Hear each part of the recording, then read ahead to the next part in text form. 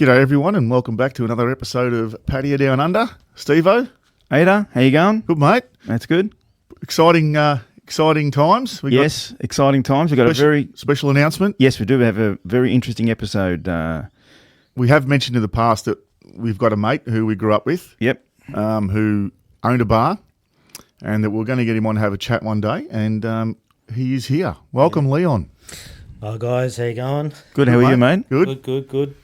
Happy to be here and finally got to chat with you guys. Great. This has been on the cards for a very long time. It has been on the cards for a while, yes. Leon doesn't live in town with us. He's a few hours away, so it's very hard to organise with our busy lifestyles a get together like this. But here we are. It's happening. We are. So just a bit of background. Leon and I, we're about the same age. Yep. We all, Steve-O being my brother and my other brothers, and we grew up out the eastern suburbs of Melbourne. First generation Italians. All our parents are Italian. And we were a minority. People talk about minorities today, and we were definitely a minority back then. There wasn't many of us. So it was a matter of safety in numbers. So we all sort of used to hang around. Age didn't matter, you know. My brother's mates were my mates, and my mates and my brother's mates. So we sort of all grew up together. So that's sort of how we know each other. So I've known Leon for, primary school, yeah. Going back a while 40-something years, technically. Yeah. I mean, we sort of, you know, you get married and you drift away and, you know, you sort of lose touch here and there. But, it's been 40-odd years. So, yep. Yeah, and that's it. So, yes, and Leon, he's a fellow Pattaya traveller, frequent traveller. Now I'm going to ask you this because excuse me, Adrian always says Pattaya. I say Who? Pattaya. What do you say? Pattaya. Pattaya. Yeah. Right. I think Pattaya's the Aussie way. Right. I think if you listen to a Thai person, it's Pattaya. Okay. All right. So That's why you give it that little bit of I try and make it sound, you know, like I know what I'm talking about. Got to sound professional. So Leon, yeah. So when did you start going? When was that? How did you begin the journey? As in travelling to Thailand? Did you? Been probably 15 years now. Yep. I've been going to Thailand. I originally started going to Bangkok. Oh, actually, we went to Cambodia first, and a friend of mine took me there, and it was the first time I ever seen a third world country. Yeah. Well, they say it's third world country. Yeah.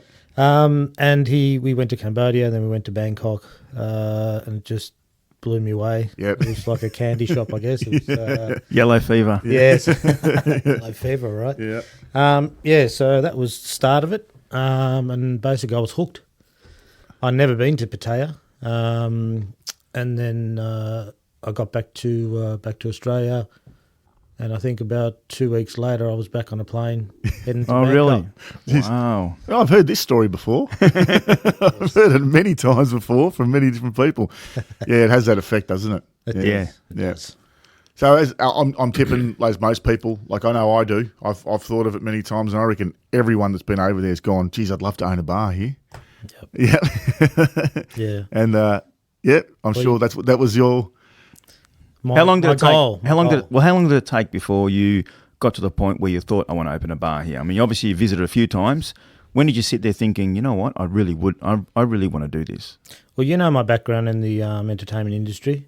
We do. Adult industry, yeah. The you guys know? The adult entertainment industry, yep. Yes, you know about that. So I've always had a dream. It was something when I was young, I always had a dream to be involved in entertainment, if it was promotions. I wanted to own a nightclub, but at that time I just financially I wasn't able to do it. Yeah. Later on I got older in life, and I made that decision to have a look at down at Pattaya. A friend of mine took me down there, and it was probably worse than Bangkok.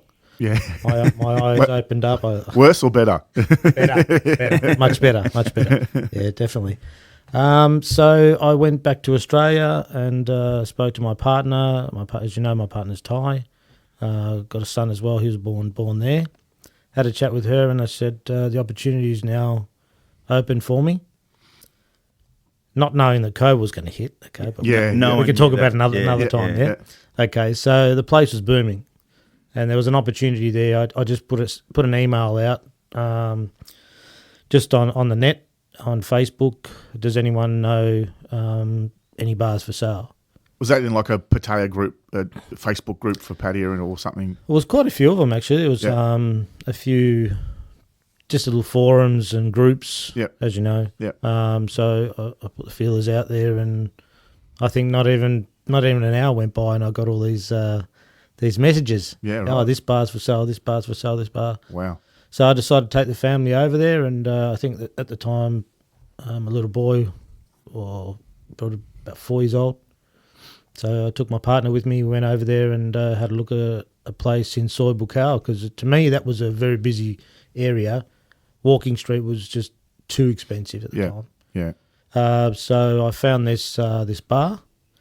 The bar was originally Oasis. Yeah. People who any old school travellers to Pattaya will know the old Oasis sign on the corner of Soy Pothole and Soy Buakhao, the big sign, rather iconic actually. I remember old Kevin Thailand, the YouTube guy, used to have that as his backdrop on most of his videos. So very iconic, very good location. That was that oval sign. Yeah, when you told me, I was like, wow, that's prime spot. That's awesome. Yeah. Yeah, it was great. And because we had the Triangle Bar was very popular. Yep.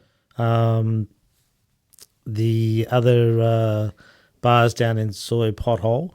So basically I had a look at everything there, and then I looked at the Oasis, and the price was pretty good. Yeah. Yeah, right. So we then started to negotiate and went from there. Yeah. Because I remember around the time you were getting ready to open it. You was pretty much ready to go. You just refurbed the inside, and I was over there. So, yeah, when you came over, that was around August 2019, yes, it was. Yeah. That's right. and I missed the opening by a day or so. I had to come back home. I wasn't happy about that.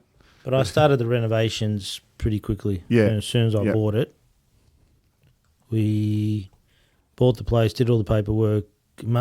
Look, it's really, really important. The most important thing is to really check everything out.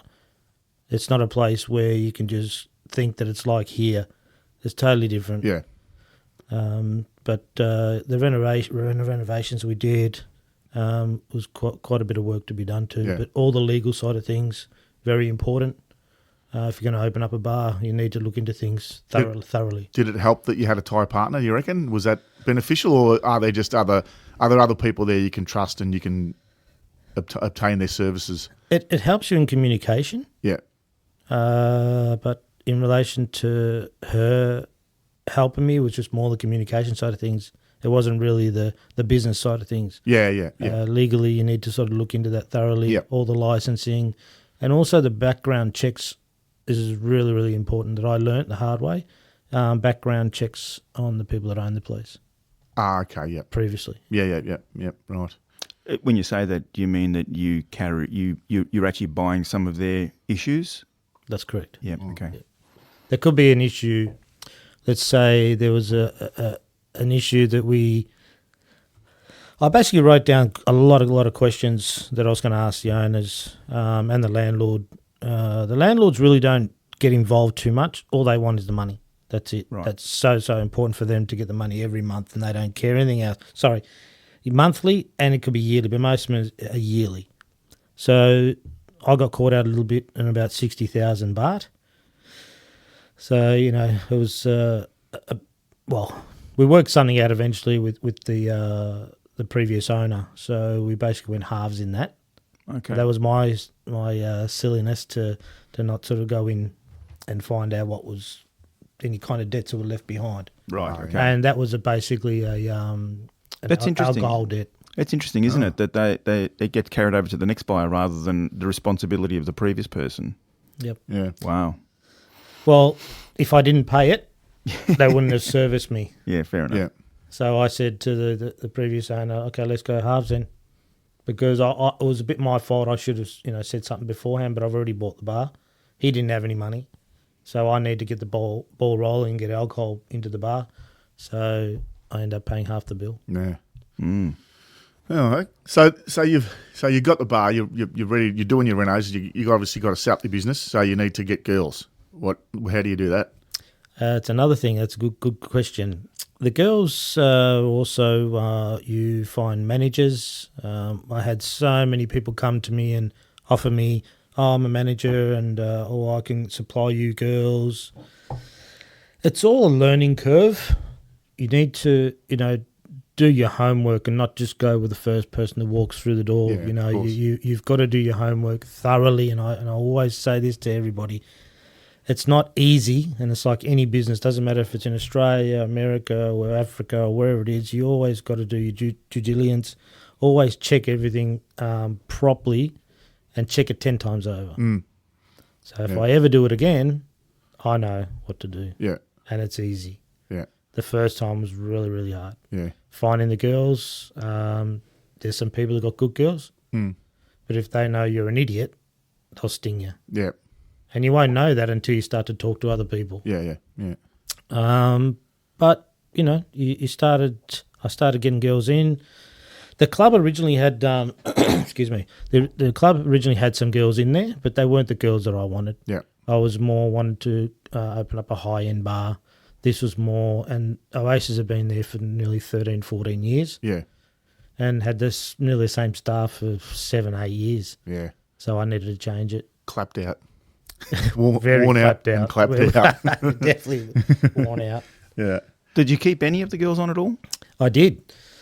Why is that? What was just to help you, or just they were good girls, or Bit of both. Okay. Good girls, good-looking girls. They had clientele. So I didn't throw everyone out the door, but I did have a meeting with, when I first took over the bar, I introduced myself and I said, look, I'm the owner. I'm not a manager, I'm an owner. So I basically told them that I'm going to be here and looking after everything, told them my experience.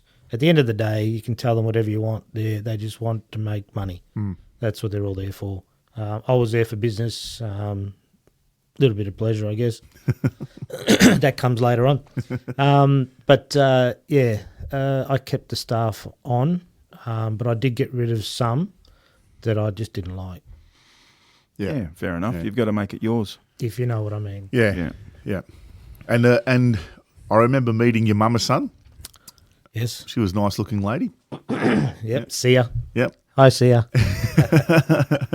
How important is it, obviously, well, silly question, but I'll ask it, how important is it to have a good mama son? Like, Let's say a trusting one. good luck, yeah. Yes. Yeah. Yep. Yeah, So- I'm sure they're hard to find. So it's it's damned if you do, damned if you don't. You treat them well, they'll still sort of walk over you. Yeah. You treat them bad, and then you're the bad one. Yeah. So how do you win? You got to there's a fine line on how to treat them, yeah. Yeah. And they're females too. Yes. They've got those hormones going, so Yes. yeah, you have to be careful. Yes. Yep. Yeah. Oh, it's interesting. Yeah, because I remember cruising around with you, because when I was over there cruising around, talking to people, getting advice from, interviewing managers and just chatting to guys about how to promote your business. Really interesting.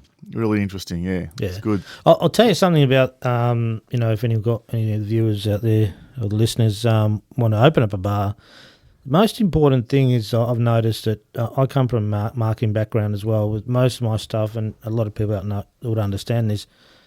They don't really market themselves too much there. Yeah. They market themselves on, the bar buses. Yeah. I actually employed marketing staff. Yeah. I had in my bar, I had 4 levels up there, and one of the top levels, I had staff set up there, internet and marketing. Okay. But it was costing me a lot of money every month. Yeah. So there's, Sapphire Club, Champagne, Glass House, Skyfall, Fahrenheit. At that time, Pinup wasn't around at that time. So they've been there for years. Sapphire been there for 13 to 15 years, I think. And they're There's a special place in your heart for Sapphire, isn't there? I love Sapphire. that club convinced me to open a club. Yeah, there you go. Yeah. Really? We've got to talk about that. I love that place. That's just sensational. Okay. So marketing. And I was able to get my Serenity A Go Go in the top 5 within 7 months Oh, okay. in Google listings. Yeah, right. Yeah, and we're still up there. Wow. Windmill. You're You up remember- there and you Yeah, don't exist. I know, wouldn't you? Yeah. I existed. No, but I now, wasn't- now. Like Yeah, it was still up there. that's what I'm saying. You don't exist, but it's still up there. Yep, Well, it worked. it worked. Mm. But I had full-time staff. Yeah. Yeah. And they know what they're doing. And they were making big money because at the time, it was all worth it. But at the time, you could find people cheaper than that. But Right. because of the Thai baht, obviously. But these guys that we paid were just fantastic. Yeah, so it was marketing's a really, really important thing there. Mm. To let people around the world know where you are, Yeah. what do you offer. I had functions. We had a baseball team come over from, I won't mention names, but from Hawaii. Yeah. And this is the first time it's actually happened there, but what I did is I went to Champagne, I went to Lady Love, and I asked them if we could join together and say Serenity's where they go first, Lady Love like a second. pub crawl type Yeah, thing, like sort of like a pub crawl. Yeah. Yeah. And they got blown away because most of the managers and owners don't get along. Yeah. Well, that was going to. Yeah, that was my next question was going to be like the community amongst owners and managers. Like, is it a tight knit community? Do you guys look after each other, or is there a bit of infighting and? Okay. Because I know you're friends with a few bar managers. I've been bar hopping with you, and we get the raw treatment when we roll into those bars. So obviously you have a good relationship with some of them.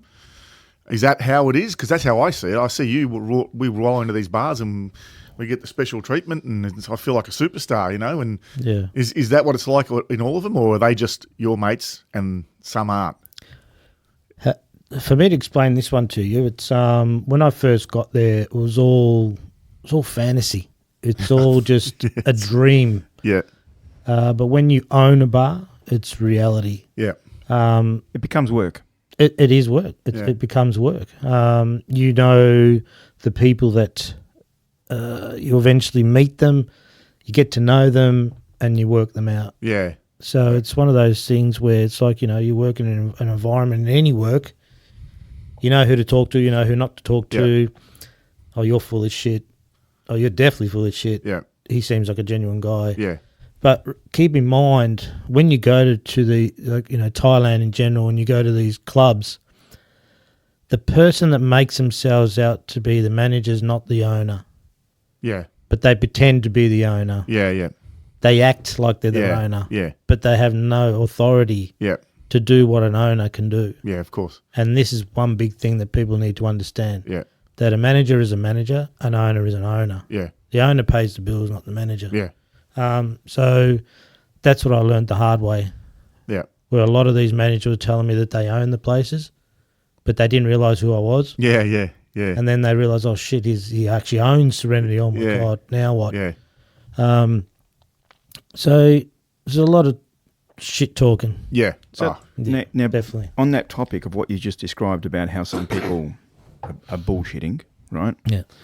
We've many times on the podcast talked about the Thai people and their culture and so forth. And one of the things that's very big in their culture is face. We always talk about saving keeping- face. saving face, right? Ooh, So scared now. yeah. This one.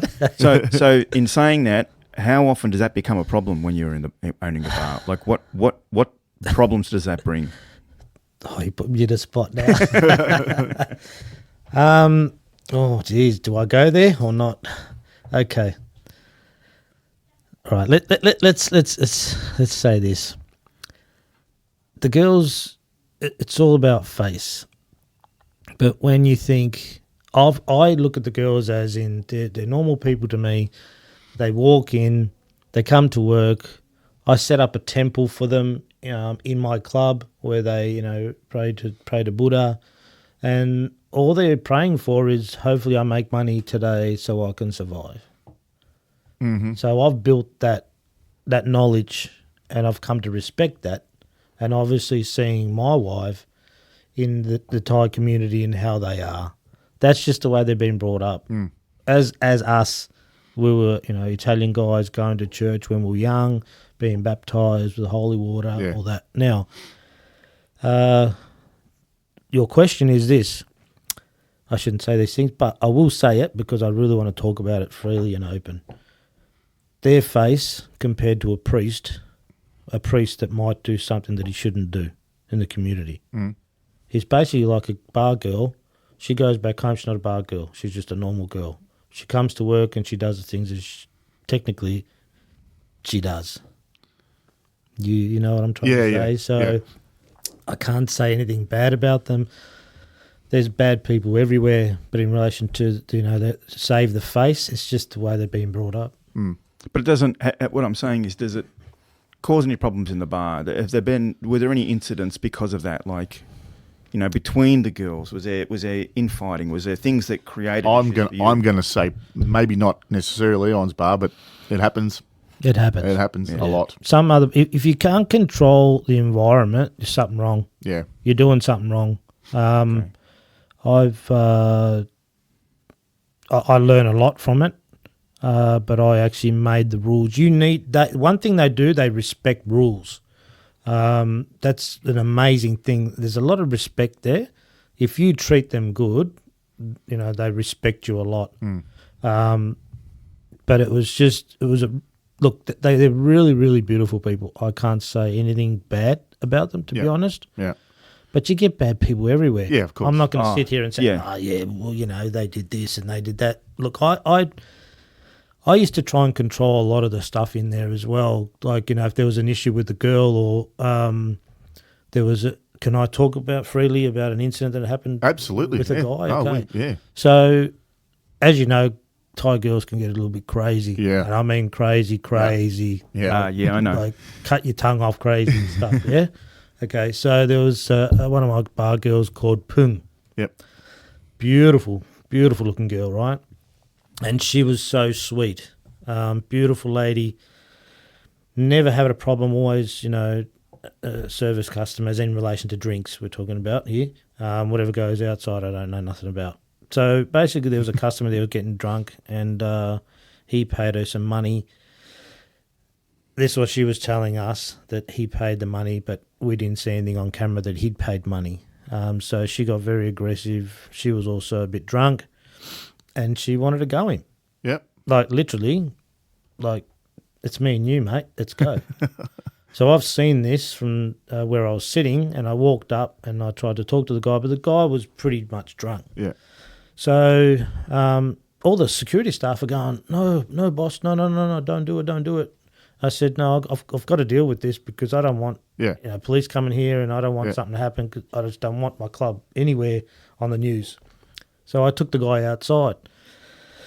I gave her the money, blah, blah, blah, blah, and whatever anyway. So I end up saying, look, mate, you got to pay your bill. That's it. It's either me or the security guards are going to give you a hard time. So I actually took him all the way with one of my security guards to his hotel. Yeah. And in the meantime, she ripped me. And I looked at the cameras because I can't believe her and I can't believe him. They're both drunk. So I had to look at the camera work to see what was going on. Cut a long story short, went to his hotel and he was pretty much drunk. But I said to him, I saved you a lot of grief. Because the police came. Yeah, right. And they'll arrest you. Yeah. Because they won't believe you. No, that's right. Doesn't matter if you got evidence or not. Yeah. Okay, it's just the way it is. Yeah. So I've saved this guy. I got my money, right?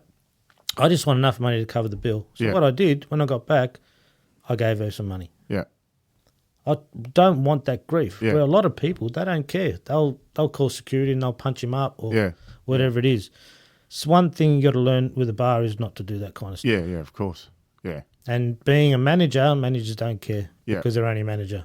Yeah, completely off topic, but it's related to what you said. I was in a bar in Melbourne, in Essendon, a suburb in Melbourne, Essendon, and there with a couple of my cousins, and Ricky Nixon was there.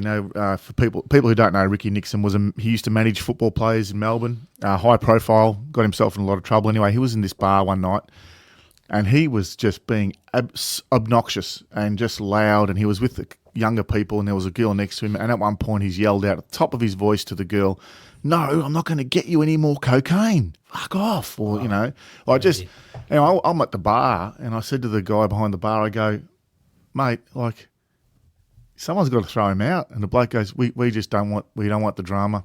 Yeah. We just let him go. We don't want the drama. We don't want to bring the place. We don't want our name in the media. We don't want it associated with him. So we're just going to let him do his thing, and hopefully he'll piss off soon. That's right. And that's exactly it. Yeah. That makes sense. Yeah. All right. Well, yeah. Well, so we'll leave it at that. We'll continue this. We'll pick it up again. We'll call this part 1. Yep. All right. We'll call this part 1. A bar owner's journey. Yep. Part 1. Before I do though, I just want to point out, Leon mentioned earlier, and because we talk about this a fair bit, it comes up in a few of our recordings, that he has a Thai partner, and I just want to mention that that it's not all doom and gloom. You really got to be careful out there. These girls are really out for your blood. Yeah, they'll get anything out they can out of you. But as I've always said, there is that small percent that are genuine and happy to. I was lucky. Hold on to that. We'll bring that into the next episode. All right. Okay. We'll start off. all right. All right. Well, I will end up there then. Yep. Well, as we always sign off, Steve, I'll let you sign it off. Love is only a bast all the way. All right. All See you guys. Take care, guys. Thanks, See you, guys. bye.